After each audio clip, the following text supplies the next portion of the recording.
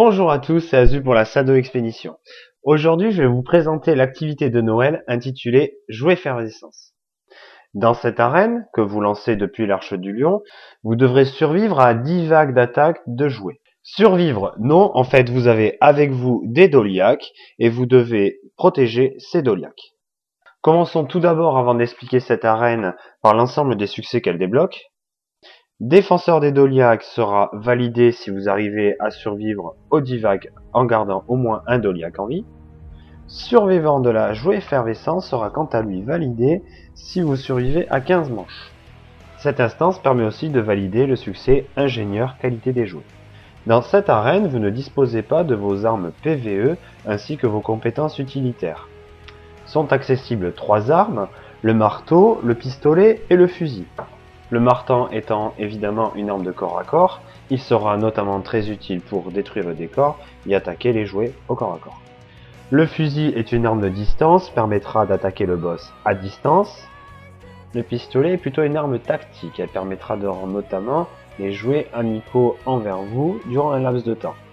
Dans notre stratégie, nous n'utilisons quasiment que 2 armes, le marteau et le fusil, et vous verrez bien pourquoi. Allez, on commence. Donc le principe pour survivre est d'ériger des défenses. Pour trouver ces défenses, vous devez détruire le décor. Lorsque vous les détruisez, 3 cas sont possibles. Premier, rien ne se passe. Deuxième cas, une ferraille pop. Et à ce moment-là, si vous la récupérez, vous pourrez poser au sol une catapulte ou une baliste. Troisième cas, une boule de neige pop. Et tout comme avec la ferraille, vous pourrez poser soit un mur de neige, soit un bonhomme de neige. La catapulte et la baliste, vous l'aurez compris, sont des armes de siège. Elles permettent donc de faire de l'attaque. Le mur de glace vous permettra de protéger les Doliaques. Dans notre stratégie, en fait, nous mettons des murs de glace tout autour des Doliaques pour que les mobs n'aillent pas les toucher. Et pour être plus précis, nous ne protégeons qu'un seul Doliaque au maximum. Si nous avons le temps, nous protégeons aussi les autres. Je n'ai pas encore parlé du bonhomme de neige. Il attaque les mobs tout en les gelant, les ralentissant, permettant ainsi à vos catapultes de leur faire des dégâts. Principalement, nous n'utilisons que la catapulte, les murs et ensuite en fin de partie les bonhommes de neige.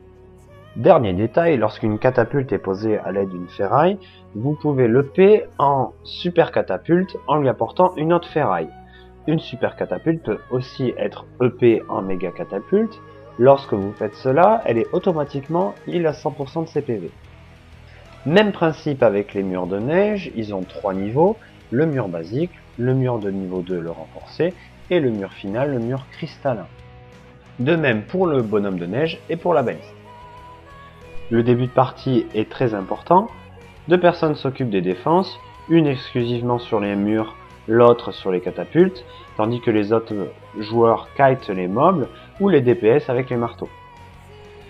Que se passe-t-il si vous prenez trop de dégâts? Au centre du cercle défensif, vous allez voir il y a une espèce de tourelle. Si vous vous collez à cette tourelle, vous gagnez un buff de régénération. Si toutefois vous mourrez, ce qui peut arriver, il y a un point de passage au sud de la map. Dernier détail, à la fin de chaque vague paire, Tox, le golem, va venir vous embêter. Mais grande joie, c'est là tout l'aspect positif de notre stratégie. Il vous suffit, avec 2-3 personnes, de l'aggro en dehors du cercle central, de le maintenir en vie à l'aide d'un fusil, tandis que pendant ce temps-là, d'autres personnes vont ériger d'autres défenses, améliorer vos défenses, en gros se préparer pour les 2 vagues suivantes. Une fois Tox mort, un cadeau géant va pop à l'ouest de la map, allez-y pour récupérer quelques cadeaux. J'oubliais, quelques cadeaux vont popper aussi via un petit coffre à la fin de chaque vague. Une fois vos défenses bien installées, cette arène est très simple. Il vous suffit juste de les alimenter, de remettre quelques bonhommes de neige, quelques murs, puisqu'ils fondent, et c'est dans la boîte. Alors il faut aussi noter la présence de 2 mortiers au sud de la map.